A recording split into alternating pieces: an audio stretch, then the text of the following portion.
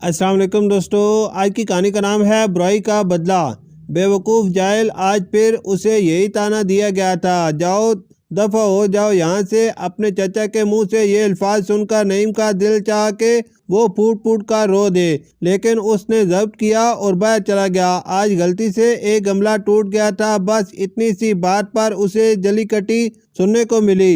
نعیم بہت سنجیدہ لڑکا تھا، بدقسمتی سے اس کے والدین ایک حادثے میں اسے روتا چھوڑ گئے۔ 13 برس کا نعیم اس صدمے سے حواس کھو بیٹھا۔ نعیم کے چچا نے اسے وقتی طور پر سہارا دیا، مگر کچھ عرصے بعد وہ اور چچی نوکروں سے بھی بدتر سلوک کرنے لگے۔ ہر روز کی ڈانٹ ڈپٹ سے وہ تنگ آ گیا تھا۔ آج اس نے گھر چھوڑنے کا فیصلہ کر لیا تھا۔ اس کا کوئی ٹھکانہ نہیں تھا۔ اس کے والدین کا گھر بھی دھوکے سے چچا نے قبضے میں لے لیا تھا۔ بغیر کسی منزل کے وہ مسلسل چلتا رہا۔ چلتے چلتے ایک جگہ وہ بے ہوش ہو گیا۔ 20 سال بیت چکے تھے۔ اس دوران چچا کا کاروبار پوری طرح سے تباہ و برباد ہو چکا تھا۔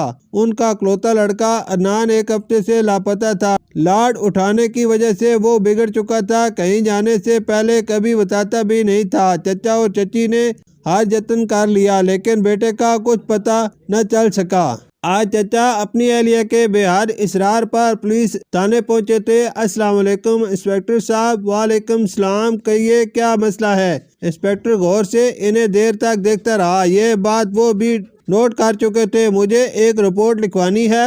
اور پھر انہوں نے شروع سے لے کر آخر تک تمام باتیں بتا دیں۔ آپ فکر مت کریں، ہم اس کیس پر توجہ سے کام کریں گے۔ جی آپ کا بہت شکریہ، یہ کہہ کر وہ اٹھ گئے۔ چند روز بعد وہ پھر پولیس تھانے پہنچ چکے تھے۔ آج ان کی بیگم بھی ساتھ تھی۔ ہمیں عدنان کے دوستوں سے معلوم ہوا ہے کہ اس کی کسی آدمی سے لڑائی ہو گئی تھی۔ مار پیٹ کے دوران وہ اسے زخمی کر کے فرار ہو گیا ہے۔ اتنا کہہ کر انسپکٹر نے ایک گہری سانس لی، پھر دوبارہ بولے، تفتیش ابھی جاری ہے۔ آپ یاد کریں کہیں ماضی میں آپ سے کوئی گناہ تو سرزد نہیں ہوا۔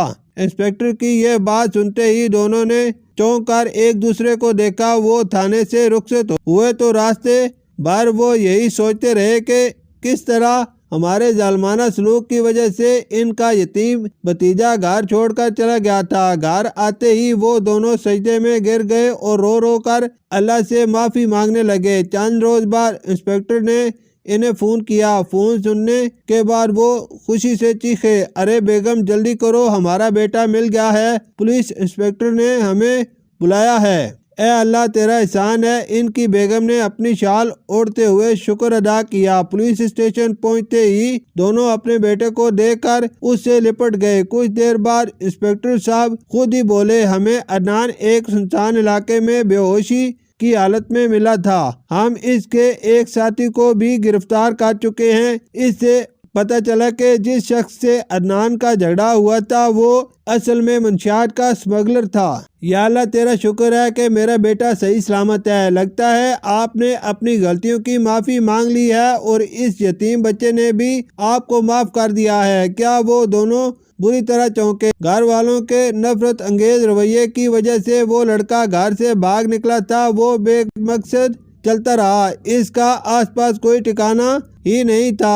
آخر اس کی نظروں کے سامنے اندھیرا چھانے لگا اور وہ ایک گھر کی دہلیز پر گر کر بے ہوش ہو گیا۔ ہوش حواس بحال ہوئے تو اس نے خود کو ایک خوبصورت سے کمرے میں پایا۔ اس کے قریب 2 اجنبی مرد عورت بیٹھے ہوئے تھے۔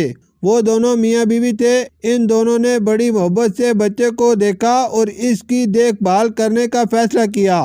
پھر انہوں نے اسے اپنا بیٹا بنا لیا۔ اسے اعلیٰ تعلیم دلا کر پولیس انسپکٹر بنا دیا۔ آج وہ آپ کے سامنے کھڑا ہے۔ چچا جان بیٹا نعیم۔ چچا کے منہ سے بس اتنا ہی نکل سکا۔ چچی شرمندہ ہو کر زمین میں گڑی جا رہی تھی۔ شکریہ۔